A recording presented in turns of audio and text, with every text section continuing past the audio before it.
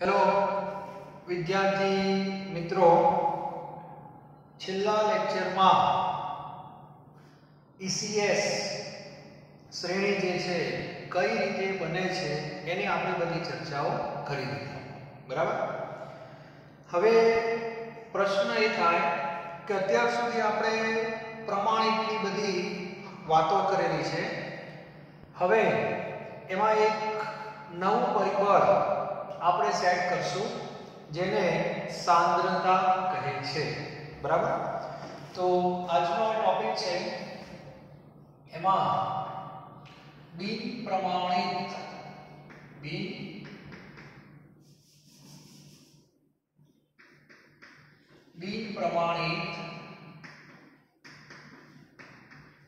વિદ્યુત ધ્રુવનો પોટેન્શિયલ. અત્યાર સુધી આપણે પ્રમાણિત વિદ્યુત ધ્રુવના પોટેન્શિયલની વાત કરેલી.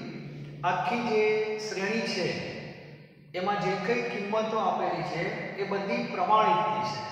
એટલે એમાં સાંદ્રતા જે દ્રાવણની હતી એ 1 મોલર સેટ કરેલી છે.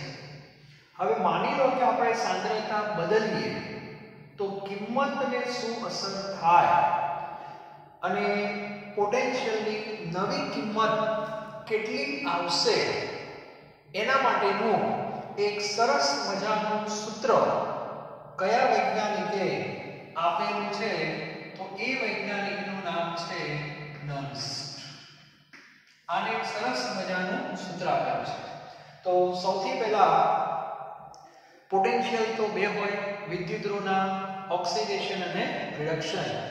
IUPAC ના નિયમો પ્રમાણે રિડક્શન પોટેન્શિયલને આપણે લઈને આગળ વધવાનું છે, બરાબર. તો સૌથી પહેલા બિન પ્રમાણિત વિદ્યુત ધ્રુવ, દાખલા તરીકે આ એક ધાતુ છે, બરાબર. એ ધાતુને આપણે અત્યારે વ્યાપક લખું છું M સોલિડ. એના સંપર્કમાં દ્રાવણ છે એમાં ધન આયન Mn+ છે. હવે જો તાપમાન 25 હોય, સાંદ્રતા 1 મોલર હોય તો આ જે વિદ્યુત ધ્રુવ છે એને પ્રમાણિત વિદ્યુત ધ્રુવ કહેવાય. અને એનો રિડક્શન પોટેન્શિયલ આપણે આવું લખતા હતા E0 M N+ અને M, બરાબર. ધારો કે આ Zn હોય ઝિંક, તો આ કિંમત આપણે -0.76 ખબર છે. કોપર હોય તો આ કિંમત +0.34 મળે છે. કોની સાપેક્ષમાં? હાઇડ્રોજન. એ બધી ચર્ચાઓ થઈ ગઈ છે. હવે આપણે આ 1 મોલર કાઢી નાખવાનું છે અને સાંદ્રતા જે છે એ 1 મોલર કરતા વધારે પણ હોઈ શકે અને ઓછી પણ હોઈ શકે. જો આમાં પાણી નાખશો તો સાંદ્રતા ઘટી જશે અને આમાં દ્રાવ્ય નાખશો તો સાંદ્રતા વધી જશે. તો આવા કેસમાં જે પોટેન્શિયલ હોય એમાં પ્રમાણિત શબ્દ નીકળી જાય અને કયો શબ્દ લાગે? બિન પ્રમાણિત. તો એની કિંમત કેટલી? પ્રમાણિત કરતા વધુ પણ આવી શકે, ઓછી પણ આવી શકે. તો એ કિંમત કેટલી હશે? તો એના માટેનું જે સમીકરણ છે એ કયા વૈજ્ઞાનિકે આપેલું છે? નર્સ્ટ. તો સૌથી પહેલા દરેક વિદ્યાર્થી નોટની અંદર ટાઇટલ લખે બિન પ્રમાણિત વિદ્યુત ધ્રુવનો પોટેન્શિયલ. ટાઇટલ મારો બિન પ્રમાણિત વિદ્યુત ધ્રુવનો પોટેન્શિયલ. પહેલું વાક્ય લખો બિન પ્રમાણિત વિદ્યુત ધ્રુવનો પોટેન્શિયલ નર્સ્ટ ના સમીકરણથી મેળવી શકાય છે. બીજો પોઈન્ટ, આ સમીકરણની તારવણી ઉષ્મા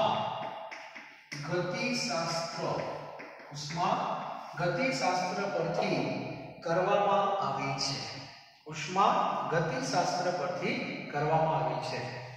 ચાલો હવે વ્યાપક રીતે જ આપણે વાત કરીશું. આ એક ઉદાહરણ આપણી પાસે છે. સૌથી પહેલા આપણે કઈ પ્રક્રિયા લખવી પડે? રિડક્શન.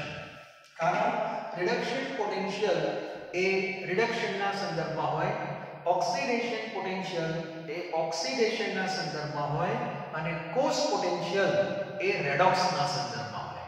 આખા કોષનો પોટેન્શિયલ. એટલા માટે તો સૌથી પહેલા આપણે ધારી લેવાનું કે આ વિદ્યુતદ્રવ રિડક્શન અનુભવે છે. રિડક્શનની પ્રક્રિયા કેમ લખાય? n વ્યાપક છે plus n electron is equal two m solid. બરાબર? આ રિડક્શનની પ્રક્રિયા છે. અને હવે આપણે સમીકરણ લખવા માટે જઈ રહ્યા છીએ. કયું સમીકરણ? નર્સ સમીકરણ આપણે લખવાનું છે. બરાબર? અને એની અંદર શોધવાનું શું છે બધાને ખ્યાલ છે. હવે સમીકરણ લખું છું, ધ્યાન આપજો. આની કિંમત શોધવાની છે. સીધું સૂત્ર છે m n પ્લસ અને m ઇઝ ઇક્વલ ટુ આ કહેવાય રિડક્શન પોટેન્શિયલ, પણ પ્રમાણિત નહીં. કેવો? બિન પ્રમાણિત. Clear? Is equal two E0 m n plus અને m. એટલે બિન પ્રમાણિત બરાબર પ્રમાણિત માઈનસ RT upon NF. સૂત્ર ડાયરેક્ટ છે, સાબિતી નથી. માઈનસ RT બાય NF અને અહીંયા લખવાનું ln. બરાબર? અને અહીંયા લખવાનો ગુણોત્તર. હવે સંતુલન આપણે ભણી ગયા, બધાને ખબર છે સંતુલન. એમાં સંતુલન અચળાંક શું હતો? નિપજોની સાંદ્રતા ભાગ્યા પ્રક્રિયકોની સાંદ્રતા. તો આની અંદર નિપજ કોણ કહેવાય? m solid. બરાબર? એટલે અહીંયા આપણે લખશું કૌંસમાં m સોલિડ. ત્યારબાદ પ્રક્રિયક કોણ? mn plus. તો એની સાંદ્રતા અહીંયા હશે. બરાબર? તો આ ઓરિજિનલ સૂત્ર તમારું થઈ ગયું.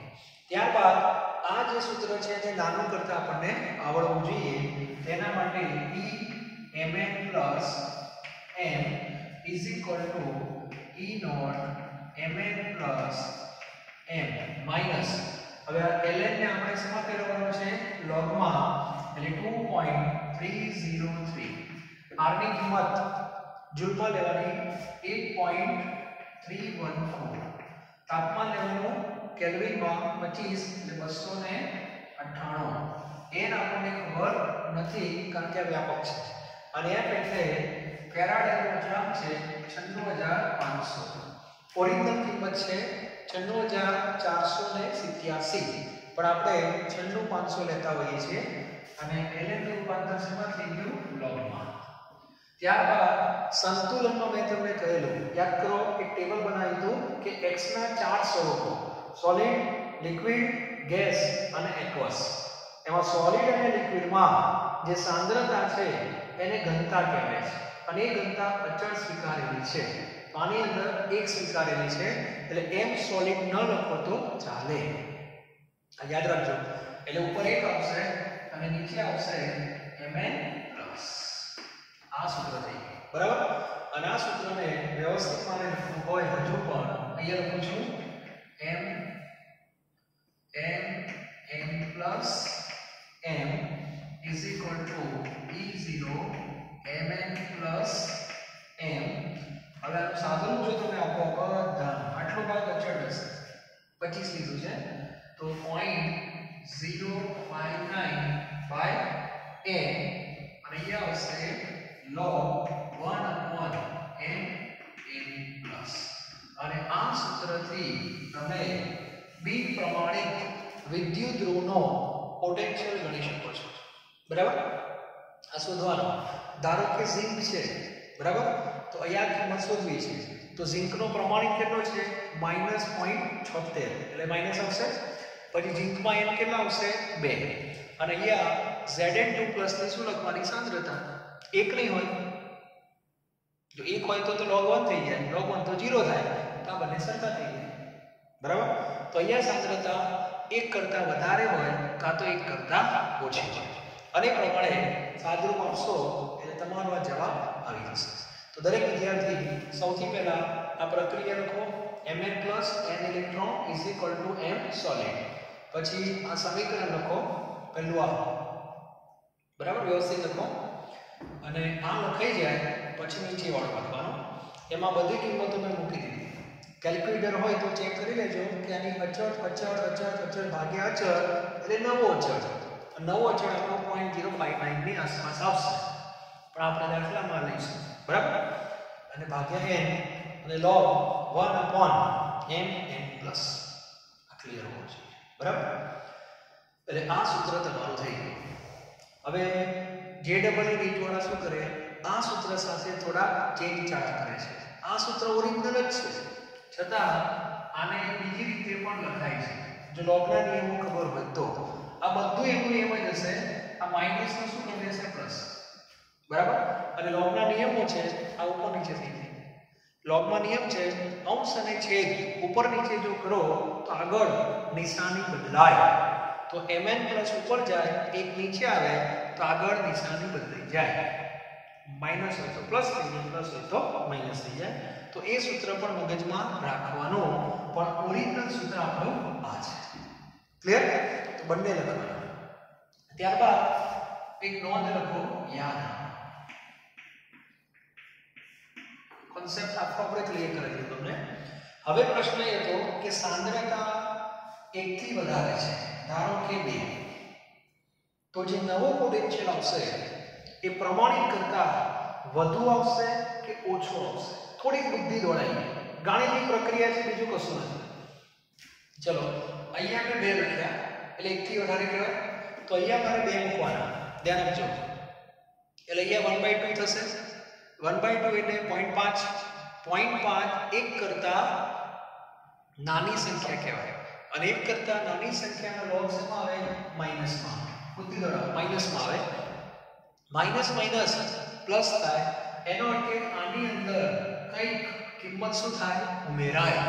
અને આની અંદર કંઈક જો ઉમેરાય તો આ જવાબ મોટો થાય, બરાબર. તો લખો એક વાક્ય, યાદ રાખો. નંબર 1, જો દ્રાવણની સાંદ્રતા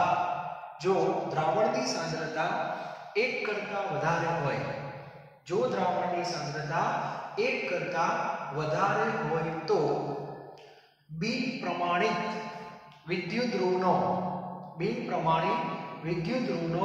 રિડક્શન પોટેન્શિયલ, સ્પષ્ટતા કરું છું, બિન પ્રમાણિત વિદ્યુત ધ્રુવનો રિડક્શન પોટેન્શિયલ અલ્પવિરામ પ્રમાણિત વિદ્યુત ધ્રુવના રિડક્શન પોટેન્શિયલ કરતા વધુ મળે છે. એટલે વધારે મળે. એ પરીક્ષામાં કેટલો વધારે મળે તો આ બેનો શું લઈ લેવાનો? તફાવત. તો એ ખ્યાલ આવી જાય. ક્લિયર? તો આ રીતે નર્સ સમીકરણ આપણને ઉપયોગી થશે. શું નક્કી કરવા માટે? બિન પ્રમાણિત વિદ્યુત ધ્રુવનો પોટેન્શિયલ. કયો પોટેન્શિયલ? રિડક્શન. તો અત્યારે આ જે ચર્ચા મેં કરી એ વ્યાપક રીતે મેં તમને સૂત્ર આપી દીધું છે. આ વિદ્યુત ધ્રુવની વાત થઈ. હવે આવા વિદ્યુત ધ્રુવોને જોડી અને આપણે શું બનાવીશું? બિન પ્રમાણિત કોષ, અને એનું સૂત્ર આવશે, અને એના તમારે દાખલા ગણવાના આવશે. ક્લિયર? તો આ સૂત્ર દરેક વિદ્યાર્થી ફરીથી એકવાર જોઈ લો. બિન પ્રમાણિત ઇઝ ઇક્વલ ટુ પ્રમાણિત, આ રિડક્શન છે, માઈનસ 0.059/n, અને અહીંયા લોગ આવશે. અને આ બધું કઈ રીતે આવે તો આ પ્રક્રિયા ઉપરથી આવે છે, બરાબર. સારું. હવે આપણે જે વાત કરવા જઈ રહ્યા છીએ એ બિન પ્રમાણિત વિદ્યુત ધ્રુવની બિન પ્રમાણિત કોષ. હવે જે આપણે ચર્ચા કરવાના છીએ એ બિન પ્રમાણિત કોષની ચર્ચા કરશું.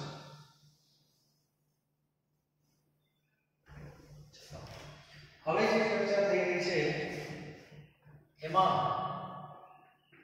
બિન પ્રમાણિત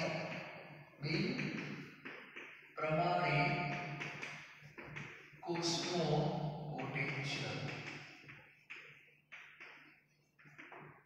બિન પ્રમાણિત કોષનો પોટેન્શિયલ. અને આનું આપણે એક ઉદાહરણ પણ લઈએ એટલે સમજવામાં સહેલું પડે. ઉદાહરણ તરીકે ડેનિયલ લઈશું, બરાબર. ડેનિયલ ની અંદર Zn સોલિડ Zn2+, આ બાજુ Cu2+ અને Cu, બરાબર. અને અહીંયા જે સાંદ્રતા છે ધ્યાન આપજો, અહીંયા જો 1 1 હોય તો પ્રમાણિત બંને બાજુ, આ 1 હોય ને આ 2 હોય તો બિન પ્રમાણિત, આ 2 હોય ને આ 1 હોય તો એ બિન પ્રમાણિત, બંને 2 હોય તો એ બિન પ્રમાણિત, બરાબર. 1 1 હોય તો જ પ્રમાણિત કહેવાય, બરાબર. એટલે અત્યારે હું C1 અને C2 લખું છું. ક્લિયર? ચાલો સૌથી પહેલા આપણે શું કરવાનું, તેના માટે બીજું કંઈ નથી, આખું આ બિન પ્રમાણિત છે અને બિન પ્રમાણિતનો જે પહેલા હું રેડોક્સ પ્રક્રિયા લખી દઉં. તો રેડોક્સ પ્રક્રિયા કેમ લખાય, તો આ ડાયરેક્ટ લખું છું. Zn ને શું થવાનું, ઓક્સિડેશન, એટલે Zn સોલિડ માંથી શું બને, Zn2+, બરાબર. અહીંયા C1 અને અહીંયા Cu2+, એટલે કે C2, એમાંથી શું બને, Cu સોલિડ બને, બરાબર. એટલે આ રેડોક્સ પ્રક્રિયા થઈ ગઈ. પછી એનો જે પોટેન્શિયલ છે એને શું કહેવાય, E સેલ. E સેલ એટલે બધાને ખબર છે C - A, એટલે આખું સૂત્ર લખવાનું બિન પ્રમાણિતમાં, એટલે કોપર માઈનસ શું આવશે, Zn2 Zn. આ સૂત્ર થઈ જશે, બરાબર. જે રીતે પ્રમાણિત લખતા તે પ્રમાણે બિન પ્રમાણિત અહીંયાથી 0 નીકળી જાય, બરાબર. હવે આ બંનેની કિંમત આપણે મૂકવાની. આ કિંમત ક્યાંથી આવશે, તો હમણાં આપણે આગળ પ્રક્રિયા લખેલી છે એ પ્રમાણે, બરાબર. તો દરેક વિદ્યાર્થીને ખબર પડી જશે હવે કે હું ડાયરેક્ટ કિંમતો મૂકવા જઈ રહ્યો છું. ડાયરેક્ટ કિંમત મૂકું છું, ધ્યાન રાખજો, બધાને ખબર પડશે. સૌથી પહેલા E cell is equal two, ચલો આની સીધી કિંમત કોણ બને, હમણાં લખીએ આપણે, બિન પ્રમાણિત બરાબર પ્રમાણિત, એટલે આપણે E0 Cu2 Cu minus 0.059 upon a અને log શું આવશે, 1 upon Cu2 આ કિંમત થઈ ગઈ આની, બરાબર. પછી માઈનસ, ચલો હવે આની કિંમત હમણાં સુધી આપણે E0 Zn2 Zn minus 0.059 upon a log 1 upon Zn2 પેલું સૂત્ર. ચલો હવે આનું ઘનિષ્ઠ બાકી તમે આવશે તો E સેલ બરાબર, હવે આ કૌંસ તમે જ્યારે છૂટા પાડશો, ત્યારે શું થશે, તો આ માઈનસ આ તો થઈ જશે, એટલે એને તો આપણે આગળ લખીએ છીએ Cu2 Cu minus E0 Zn2 Zn. આ કૌંસ થઈ ગયો, ચલો માઈનસ. હવે આ માઈનસ, હવે આ જે છે એ હું કોમન કાઢું છું, અથવા જે સ્ટેપ વધારીએ, ચાલો n કોમન કાઢી લઈએ. ચલો કોમન કાઢી લઉં છું 0.059, તો અહીંયા આવશે તમારે log 1 upon Cu2+. ચલો માઈનસ કોમન કાઢેલા છે, ખબર પડશે બધાને કેટલા આવશે, તો એક સ્ટેપ વધારો. જો આ કૌંસ છોડી દેશો તમે, એટલે આ માઈનસ અંદર જાય, એટલે પ્લસ થઈ જશે. અત્યારે પ્લસ છે, પણ પાછું તમે માઈનસ કાઢશો એટલે અહીંયા માઈનસ 1 upon log 1 upon શું આવશે, Zn2 આવશે, આવું થશે. ક્લિયર? તો આના બરાબર આ થશે.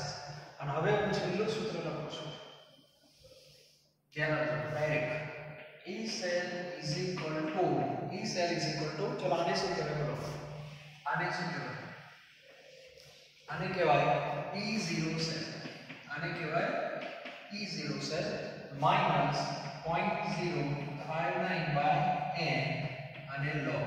ચલો હવે આ બે માઈનસ છે, ભાગાકારમાં લોગમાં શું થાય, બાદબાકી. log x upon log y હોય તો શું લખો, log x minus log y. તો આ માઈનસ છે, એનો અર્થ કે આના છેદમાં આવશે, એટલે આ છેદનો છેદ ક્યાં જશે, અંશમાં. એનો અર્થ કે ઉપર તમારે આવશે Zn2 અને નીચે આવશે Cu2. તો આ સૂત્ર થઈ ગયું ડેનિયલનો, બિન પ્રમાણિત ડેનિયલનો પોટેન્શિયલ, એટલે E સેલ. આ કિંમત તમને ખબર જ છે, કેટલી, 1.10. n તમને ખબર પડી જાય રેડોક્સ ઉપરથી 2. અને આ સાંદ્રતા અહીંયા તમને આપેલી ખાલી કિંમત મૂકો એટલે જવાબ. ક્લિયર? તો આ રીતે આપણે નોર્મ્સ સમીકરણનો ઉપયોગ કરશું. આના દાખલા પૂછાય છે સીધા, પણ દાખલાની અંદર આ સૂત્ર તમારું સાચું હોવું જોઈએ. આ સૂત્ર શેના પરથી લખાય? તો રેડક્સ પરથી લખાય. બરાબર? આમાં 1 2 3 અને 4 ચાર ઘટકો છે. અહીં બે કેમ આવ્યા? તો આ બે ઘટકો તો સોલિડ છે, તો એની સાંદ્રતા તો લેવાની છે જ નહીં. સોલિડ અને લિક્વિડની સાંદ્રતા નહીં લેવાની, બસ ખાલી કોની લેવાની? આયન અને વાયુની. એમણે ઉદાહરણ આપું છું, તમને ખ્યાલ આવી જશે. બરાબર? તો આ રીતે દરેકને આ સમીકરણ લખતા આવડવું જોઈએ. હમણાં હું પ્રેક્ટિસ કરાવું છું. આ તો કઈ રીતે આવ્યું એની સાબિતી છે. બરાબર? એટલે તમારે E સેલ શોધવા હોય તો પહેલા E0 સેલ તો શોધવા જ પડે, C માઈનસ E કરીને આ સૂત્ર ઉપરથી. અને પરીક્ષામાં આ બે કિંમતો તો આપેલી જ હોય ECS પરથી. બરાબર? n તમને ખબર પડી જાય, સાંદ્રતા log આવવું જોઈએ બસ. એટલે log કેપ શોધવા એ ક્લિયર હોવા જોઈએ. સમજાય છે? તો હવે કેટલીક પ્રક્રિયા હું તમને આપું, બેઠા બેઠા આપણે આવા સમીકરણો લખીએ. બરાબર? અને પછી એની નોંધ પણ તમને હું લખાઈ દઉં. ધારો કે E સેલનો જવાબ E0 સેલ કરતા વધારે આવશે કે ઓછો આવશે, એનો આધાર આના ઉપર છે. બરાબર? એનો સીધો અર્થ એવો થાય કે આ સાંદ્રતા 1 હોય, આ સાંદ્રતા 1 થી વધારે હોય, તો હમણાં જે વાત કરી એ પ્રમાણે આ ગુણોત્તર 1 થી નાનો થાય, 1 થી નાનાનો log શું થાય? Minus minus minus plus. તો E0 સેલમાં કંઈ ઉમેરાય. બરાબર? તો એ ખબર હોવી જોઈએ. તો સૌથી પહેલા દરેક વિદ્યાર્થી આ એક ઉદાહરણ લખી નાખો કે આ સૂત્ર આપણે કઈ રીતે લાવ્યા. તો પહેલા સાંકેતિક નિરૂપણ, પછી રેડોક્સ લખી નાખો. રેડોક્સ લખ્યા પછી E સેલ બરાબર E કેથોડ માઈનસ એનોડ, આખું બિન પ્રમાણિત છે. અને આ બેની કિંમત ત્યાંથી આવશે. આની કિંમત આ, પછી આની કિંમત આ, પછી પ્રમાણિત વાળી કિંમત અલગ કરી દીધી, આને અલગ કરી દીધો, આનું સાચું પહેલા થઈ જશે. બરાબર? તો આટલું દરેક વિદ્યાર્થી પહેલા લખી નાખે. બરાબર? વ્યવસ્થિત સ્ક્રીનશોટ પાડી દેજો એવું લાગે તો, પણ વ્યવસ્થિત લખેલું હોવું જોઈએ. ટેક્સ્ટબુકની અંદર મેં તમને આગળ પણ કીધું છે કે વિભાગ 1 બરાબર છે ને તમને મજા નહીં આવે. તો હું જે પ્રમાણે તમારા લેક્ચર લઈ રહ્યો છું, ક્લાસમાં આ સિસ્ટમથી આપણે લઈએ છીએ, તો એ પ્રમાણે તમારે નોટની અંદર વ્યવસ્થિત લખવાના છે. ક્લિયર? લખી નાખો બધા. ચલો.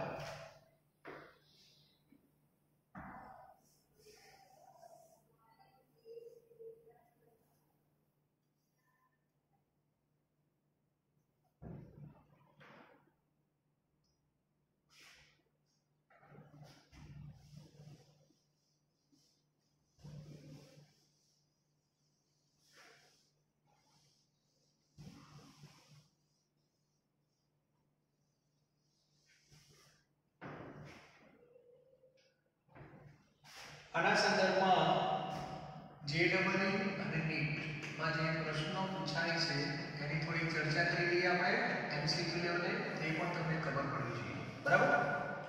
અને આ જે ચર્ચા થઈ રહી છે એ અત્યારે હું ઉદાહરણ તરીકે શું લઉં છું? લિનિયર કોષ માટે જ. બરાબર? ધ્યાન રાખજો. સૂત્ર બધાની પાસે તૈયાર છે. હવે અહીંયા હું સાંદ્રતા લખું છું Zn2+, બીજા ખાનામાં લખું છું Cu2+, અને અહીંયા સંબંધ એટલે કોની વચ્ચેનો અવયવ છે.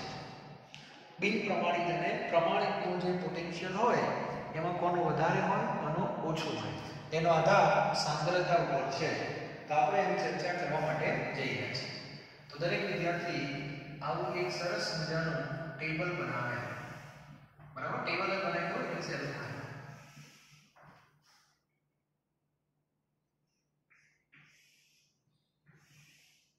એક ક્રમ. બરાબર? ચાલો. સૌથી પહેલો ક્રમ નંબર 1. સૌથી પહેલા મને જવાબ આપો. Zn2+ ની સાંદ્રતા ધારો કે 1 છે. એટલે આને કયું દ્રાવણ કહેવાય? એનોડિક દ્રાવણ કહેવાય. અને Cu2+ ની સાંદ્રતા ધારો કે પરીક્ષામાં આવશે 1 એક કરતા વધારે છે. ઘણીવાર કિંમત પણ આપે અને આ રીતે પણ લખેલું હોય.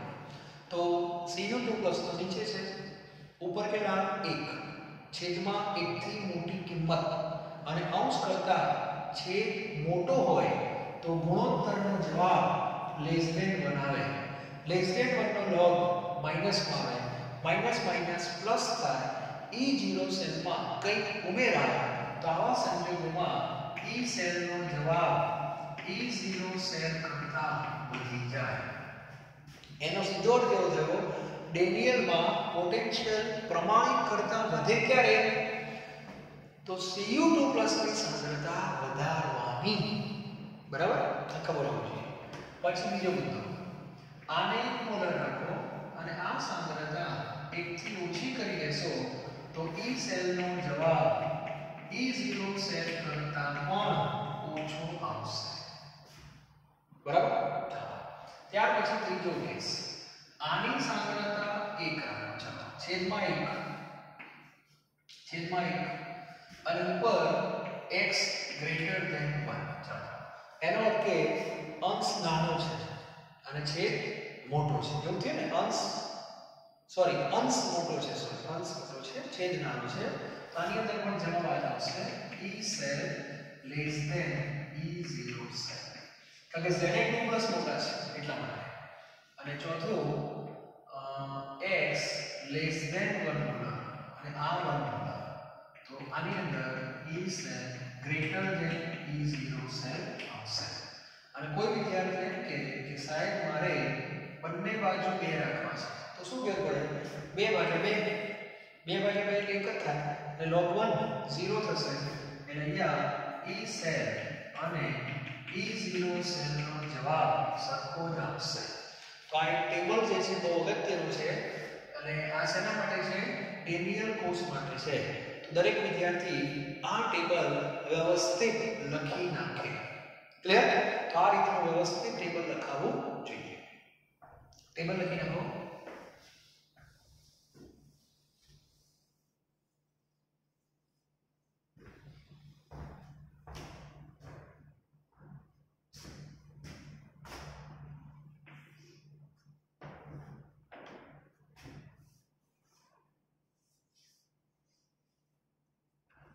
એટલે આખા ટોપિકનો સાર તમને ખબર પડી જશે કે બિન પ્રમાણિતનો પોટેન્શિયલ ક્યારે વધે અને ક્યારે ઘટે. કોની સાપેક્ષમાં? પ્રમાણિતની સાપેક્ષમાં. તો સાર શું છે ટોપિકમાં? બે દ્રાવણમાંથી કયા દ્રાવણની સાંદ્રતા વધારે હોય તો ફાયદો થાય? CuSO4 ની, એટલે કે તેમાં જમણી બાજુનું કેથોડિક દ્રાવણ. બરાબર? એટલે આનો સાર હું તમને વાક્યમાં લખાવું, ધ્યાન રાખજો. આમ કહી શકાય કે, લખો આમ કહી શકાય કે ડેનિયલ કોષમાં, આમ કહી શકાય કે ડેનિયલ કોષમાં CuSO4 ના દ્રાવણની સાંદ્રતા, CuSO4 ના દ્રાવણની સાંદ્રતા, ZnSO4 ના દ્રાવણની સાંદ્રતા કરતા વધુ હોય તો કોષનો પોટેન્શિયલ પ્રમાણિત કરતા વધુ આવે છે. આ ક્લિયર? બરાબર? પછી ત્રીજો મુદ્દો લખો. CuSO4 ના દ્રાવણની સાંદ્રતા, CuSO4 ના દ્રાવણની સાંદ્રતા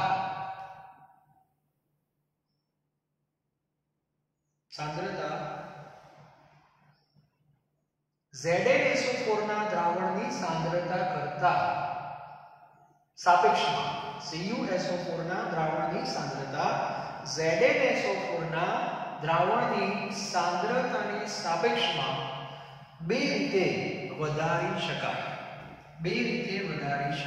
નંબર 1, CuSO4 એટલે આને શું કહેવાય? દ્રાવ્ય. CuSO4 ના દ્રાવણમાં ઉમેરીને અલ્પેનો કરજો. હા, ટૂંકમાં કોપર સલ્ફેટની સાંદ્રતા વધારવી હોય તો તમારી પાસે પહેલો વિકલ્પ કયો? માર્કેટમાં જવાનું, કોપર સલ્ફેટનો પાવડર લઈ આવવાનો, એ પાવડર એમાં નાખી દેવાનો, એ વધી જાય. બરાબર. બીજો વિકલ્પ, માની લો કે માર્કેટ બંધ છે, દુકાન બંધ છે, કોપર સલ્ફેટ તમને મળ્યો જ નહીં, તો સાંદ્રતા વધારશો કઈ રીતે? તો એવા સંજોગોમાં ગભરાવાનું નહીં. ZnSO4 ના દ્રાવણમાં શું કરી દેવાનું? પાણી લઈને ZnSO4 ને બંધ કરી દેવાનું. વાત તો એક જ છે. પ્રમાણિતમાં તમારી પાસે એક છે.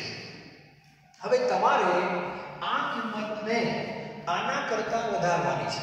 આ કોપર સલ્ફેટ છે અને આ ઝિંક સલ્ફેટ છે. તમારે આ કિંમત વધારવી હોય તો સીધો કોપર સલ્ફેટ આમાં નાખો તો વધી જાય. બરાબર. પણ આ જો વધારી શકતા નથી તો આને શું કરી દો? ઘટાડી દો. વાત તો એક જ છે. આપણે કોપર સલ્ફેટને મોટો કરવો છે, એના દ્રાવણની સાંદ્રતાને મોટી કરવી છે. જો તમારે E સેલનું મૂલ્ય E0 સેલ કરતા વધારે લાવવું હોય તોની વાત છે. સમજાય છે આ વસ્તુ? આ કોન્સેપ્ટ તમારો એકદમ ક્લિયર હોવો જોઈએ. બરાબર. એટલે આને પોઝિટિવ થિંકિંગ કહેવાય. જો વધારી દો તો, અને આ ન વધે અને આને નાના કરી દો તો એને નેગેટિવ થિંકિંગ કહેવાય. ક્લિયર? આપણે બી પોઝિટિવ રહેવાનું લાઈફમાં. તો આ એક મુદ્દો તમારો ક્લિયર હોવો જોઈએ. હવે હું તમને જે રીતના સંદર્ભમાં જ કેટલાક સેલ આપું છું, સાંકેતિક નિરૂપણ તમારે રેડોક્સ પ્રક્રિયા લખવાની છે અને એના ઉપરથી ડાયરેક્ટ નર્સ સમીકરણ કઈ રીતે લખાય એ ખબર હોવી જોઈએ. તો ટાઇટલ આપ લખજો, નીચેના સાંકેતિક નિરૂપણ પરથી રેડોક્સ પ્રક્રિયા અને નર્સ સમીકરણ લખો. બરાબર. સૌથી પહેલું લખું છું, ધ્યાન રાખજો. Mg2+ Al3+ અને એલ્યુમિનિયમ. આ રીતે છે. રેડોક્સ પ્રક્રિયા ડાયરેક્ટ લખાય, પણ અત્યારે હું ડાયરેક્ટ લખતો નથી. પહેલા કઈ લખું? ઓક્સિડેશન. તો Mg નું શું બતાવવાનું? ઓક્સિડેશન. એટલે Mg માંથી Mg2+ અને 2 ઇલેક્ટ્રોન છૂટા પડે. ચલો પછી રિડક્શન, એલ્યુમિનિયમ નું બતાવવાનું Al3+ + 3 ઇલેક્ટ્રોન, અહીંયા આવશે એલ્યુમિનિયમ. હવે જ્યારે બેનો સરવાળો કરો એને કહેવાય રેડોક્સ પ્રક્રિયા. પણ સરવાળો કરો ત્યારે બંને બાજુ ઇલેક્ટ્રોનની સંખ્યા સરખી જોઈએ. અત્યારે નથી, તો આ પ્રક્રિયાને 3 વડે ગુણવા પડે. એટલે અહીંયા 3Mg આવશે, અહીંયા 3Mg2+ આવશે અને અહીંયા 6 આવશે. આને 2 વડે ગુણવા પડશે એટલે 6 થઈ જશે અને આ 2 થઈ જશે. ખ્યાલ આવી ગયો? તો આ ઇલેક્ટ્રોન શું થઈ ગયા? કેન્સલ. હવે પ્રક્રિયા આવી લખાય 3Mg સોલિડ + 2Al3+ અને એમાંથી 3Mg2+ અને 2 એલ્યુમિનિયમ સોલિડ. બરાબર. અને આ પ્રક્રિયામાં n બરાબર 6 લેવા પડે. આ ખબર હોવી જોઈએ. આ પ્રક્રિયા તમે જે લખી એમાં n બરાબર કેટલા આવશે? 6 આવશે. હવે આનું મારે શું લખવાનું? નોન્સ સમીકરણ. આ રેડોક્સ લખી. બરાબર. હવે આપણે આ સમીકરણ લખીએ તો સમીકરણ કેમ લખાય? તો E સેલ બરાબર E0 cell. Direct E cell બરાબર E0 cell minus 0.059 upon n. n કેટલા લેવાના છે? 6. બરાબર. પછી સીધો log અને અહીંયા લખવાનો નિપજના છેદમાં પ્રક્રિયક. એમાં સોલિડને આપણે ધ્યાનમાં લેવાના નથી. બરાબર. તો નિપજમાં પણ આવશે કૌંસમાં Mg2+ આવશે. હવે એક વસ્તુ ધ્યાન રાખજો, સંતુલન વખતે પણ તમે આ સહગુણકને ક્યાં ચડાવતા હતા? માથા ઉપર, એટલે કે ગાંઠમાં.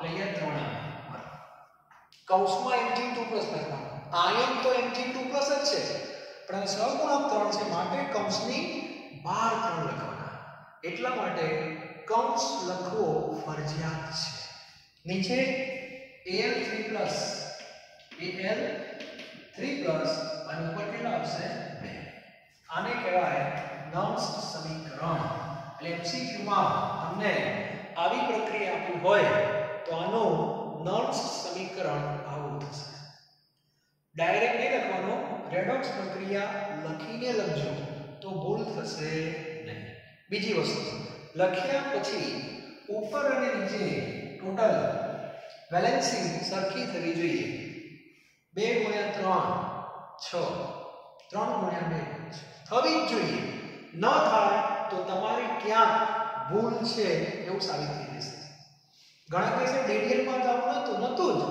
ડેડિયનમાં ક્યાં ગુણાકાર કરી બેલેન્સ કરી જ નથી આપણે એટલે સહગુણક એક જ છે એટલા માટે ક્લિયર તો આ વસ્તુ મગજમાં હોવી જોઈએ તો આ એક ઉદાહરણ મેં તમને આપી દીધું બીજું પણ એક સરસ આપું તમને જે વારંવાર જે રીતવાળા પૂછી શકતા હોય છે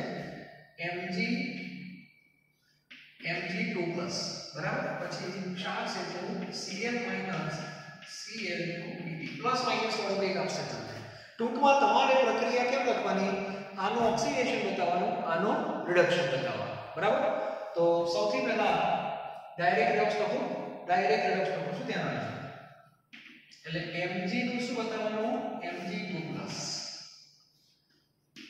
ડાયરેક્ટ જે રેડોક્સ લખો એમાં ઇલેક્ટ્રોન નીકળી જાય કેન્સલ થઈ જાય એટલે મગજ પર રાખો કે 2 ઇલેક્ટ્રોન ગયા બરાબર ચલો 2 ઇલેક્ટ્રોન મેળવશે કોણ હવે મારે લખવાનું છે રિડક્શન કઈ રીતે લખવાનું ઘણા ભૂલો કરે છે આમાં ક્યાં લખો કે આમાંથી ખબર ના પડે ઓક્સિડેશન આંકમાં ઘટાડો થાય એ રીતે લખો તો Cl માંથી Cl2 લખો તો -1 માંથી તો 0 થાય ये तो ऑक्सीडेशन कहेवाय તમારે રિડક્શન લખવાનું છે એટલે અહીંયા Cl2 ગેસ એમાંથી Cl માઈનસ આવે આ બેલેન્સ કરવું પડે Cl 2 છે કે ગેસ એટલે Cl2 એ 2 ઇલેક્ટ્રોન મેળવ્યા અને એમાંથી 2 Cl માઈનસ બને છે એટલે આ રેડોક્સ અને આ રેડોક્સમાં ફેર જો આ ધન આયનો છે બંને બાજુ આ ધન અને ઋણનું કોમ્બિનેશન છે એટલે બંને આયનો નિપજ સ્વરૂપે મળે તો મગજમાં આવવું જોઈએ તો આની અંદર સોલિડ કોણ છે Mg Cl2 જે ગેસ છે આ આયન છે અને આ પણ આયન છે હવે આનું જ્યારે સમીકરણ લખો ત્યારે ધ્યાન શું રાખવાનું E સેલ બરાબર E0 સેલ હંમેશા દાખલો ગણો ને ફટાફટ E સેલ બરાબર E0 સેલ માઈનસ 0.0592 અને પછી log લખીને થોડીક વાર ઊભા રહો બસ હવે ઊભા રહીને વિચારવાનું કે રેડોક્સ ક્યાં છે ચલો આ રહી રેડોક્સ અહીં શું લખવાનું છે નિપજના છેદમાં પ્રક્રિયક કોને ધ્યાનમાં લેવાના કોને નહીં લેવાના બધી ખબર હોવી જોઈએ ખાલી એકને ધ્યાનમાં લેવાનું નથી બાકી બધાને લેવા પડે સોલિડ અને લિક્વિડ ને ધ્યાનમાં નથી લેવાના બાકી બધાને લેવા પડે સમજાય છે ઓકે તો હવે નિપજમાં બંને આયનો આવશે જો બંને ગુણાકારની ભાષામાં આવશે કૌંસમાં લખવાના આ રીતે Mg+2 બરાબર બાજુમાં લખવાનું Cl નો સ્ક્વેર યસ કારણ કે 2Cl છે જો તો Cl નો સ્ક્વેર થાય એટલે બંને આયનો ઉપર આવશે પ્રક્રિયકમાં સોલિડ તો ગયા વધ્યું કોણ Cl2 ગેસ અને વાયુના કેસમાં સાંદ્રતા એટલે શું લેવાનું દબાણ લઈએ તમારે ECl2 લખવા પડે આ સૂત્ર થાય હવે ખ્યાલ આવી ગયો સમીકરણ શું છે રેડોક્સ પ્રક્રિયા ઉપરથી જ લખાય અને આના તમે જે દાખલા ગણશો એમાં કશું છે નહીં આ સૂત્ર લખીને એમાં સીધી શું મૂકી દેવાની કિંમત તો આજનું આ જે લેક્ચર છે અહીંયા પૂરું કરું છું દરેકને સમીકરણ શું છે મેં કહી દીધું છે એકવાર લેક્ચર હજુ જોવાનું એક બે વાર અને હવે નેક્સ્ટ લેક્ચરની અંદર આપણે આના એક્ઝામ્પલ જે છે દાખલાઓ છે એની ચર્ચા કરીશું એટલે આખું જે બિન પ્રમાણિતનું સ્ટ્રક્ચર છે એ પૂરું થઈ જાય. ક્લિયર? અને પરીક્ષામાં બિન પ્રમાણિત કોષનો પોટેન્શિયલ શોધવાના દાખલા MCQ કંઈક ને કંઈક તો પૂછાય છે. પણ આ સૂત્ર જો સાચું હશે, લોગ જોતા આવડતા હશે તો જ આ શક્ય છે, બાકી શક્ય નથી. તો દરેકને લોગ, એન્ટીલોગ આના ઉપર કમાન્ડ જોઈશે ને જોઈશે જ. Clear? Thank you very very much.